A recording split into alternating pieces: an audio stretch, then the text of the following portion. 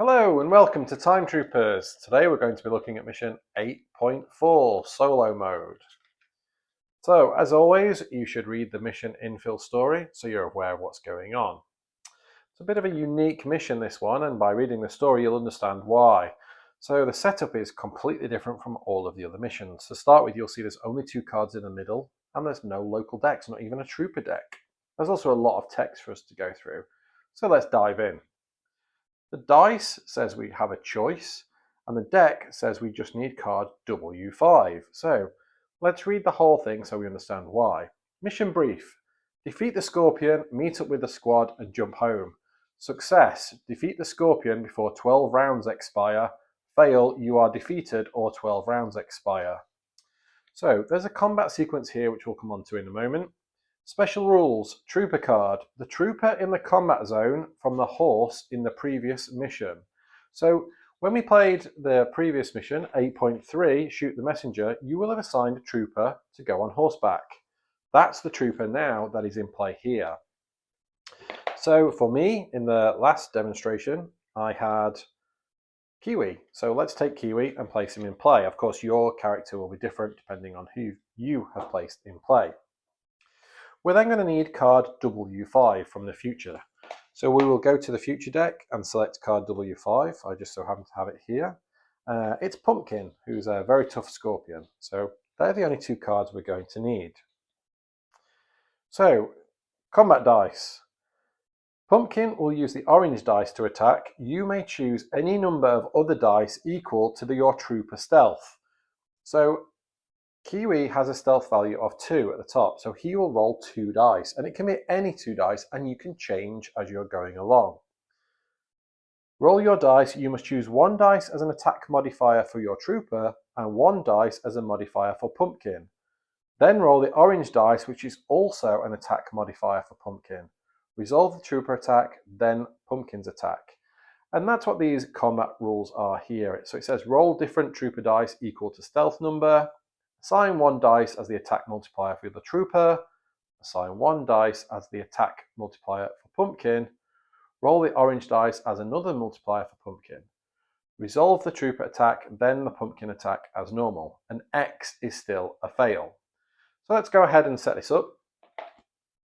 We're going to take all of the dice out for this mission because we want to be able to look at them and see which dice we're going to choose.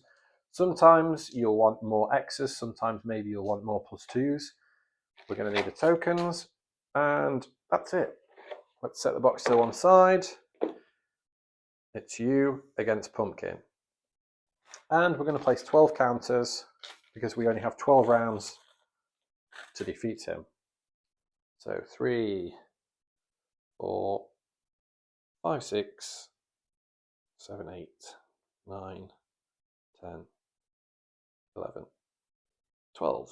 Okay, we'll keep some damage cubes out here ready. The orange dice will always be with Pumpkin. So there is no turn. Obviously, you're rolling until one of you is defeated, and at the end of every attack phase, we will remove one of these tokens. So you're free to have a look through the dice and see which dice you want to use. I'm just randomly going to take 2 here for this demonstration and roll them out. So remember, I'm going to roll 2 dice. I'm going to assign 1 as the attack multiplier for Kiwi and 1 as the attack multiplier for the Scorpion Pumpkin. So we have a +2 and a blank. So it makes sense for us to use the +2 for Kiwi and the blank for Pumpkin. Now Pumpkin will also roll the orange dice, and we have a -2. So we attack first. So we attack we only have a value of 1. +2 will equal 3 against a defense of 3, so no damage. Pumpkin will attack for 2 with a total multiplier effect of -2, so he will attack for 0, so no damage to us either. And we will remove a cube. It's important to note on Pumpkin's text, it says at the bottom here, if the result of Pumpkin's attack is equal to the defense of the trooper, Pumpkin heals 1. It's not equal because he's on 0.